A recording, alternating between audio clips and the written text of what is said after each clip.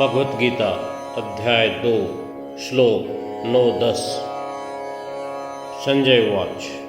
एवं मुक्त्वा ऋषिकेशं गुडाकेश परं तप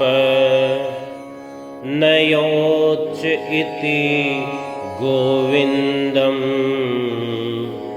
उक्त्वा तूष्णीं बभूवः। तमुवाच ऋषिकेशः प्रहसन्नीव Bharat सेनयोरुभयोर्मध्ये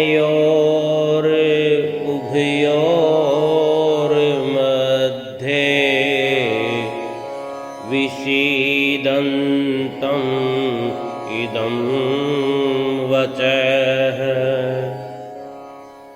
English. Sanjay said, having thus addressed Rishikesh, Lord of senses, Gudakesh, conqueror of sleep, Paramtap, scorcher of enemies, declared to Govinda that I shall not fight, then fell silent. Next. O Bharat Dhritarashtra, Sanjay says, to him who was seated between the two armies, Krishna, as if smiling, spoke in the following way. शत्रुनाशी Arjun ने तब हाथ जोड़ के वचन कहे, गोविंदा अब युद्ध न होगा, खामोशी से बैठ रहे। अर्जुन का मन पड़ फिर काफी सोच समझ के बोले, रणभूमि के ठीक बीच में अंतर्यामी हंस के बोले।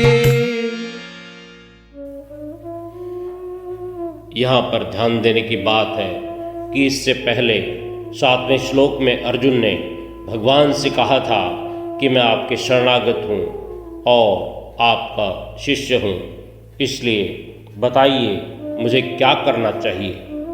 इससे पहले कि कृष्ण कुछ बताते अर्जुन ने अपना निर्णय भी सुना दी। अर्जुन की दोनों बातों में विरोध है, ये उसकी मन स्थिति को दिखाता है। इसलिए भगवान को हंसी आ गई क्योंकि वह अर्जुन की मन स्थिति को समझ सकते थे।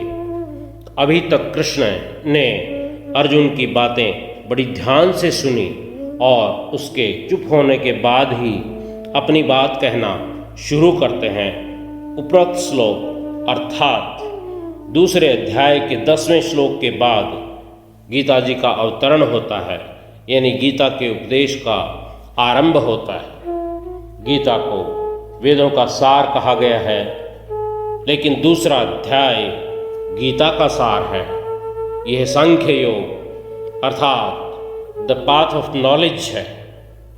गांधी जी कहते थे, यदि किसी के पास पूरी गीता पढ़ने का समय नहीं है तो वह केवल दूसरा अध्याय पढ़ सकता है।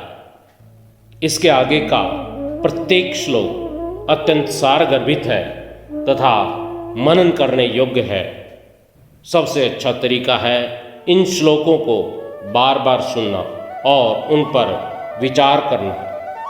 18वें अध्याय में भगवान ने स्वयं कहा है, जो गीता के इन श्लोकों को मनोयोग से सुन लेगा उसे आध्यात्मिक शांति प्राप्त होगी और जन्म मृत्यु के चक्र से मुक्त होगा।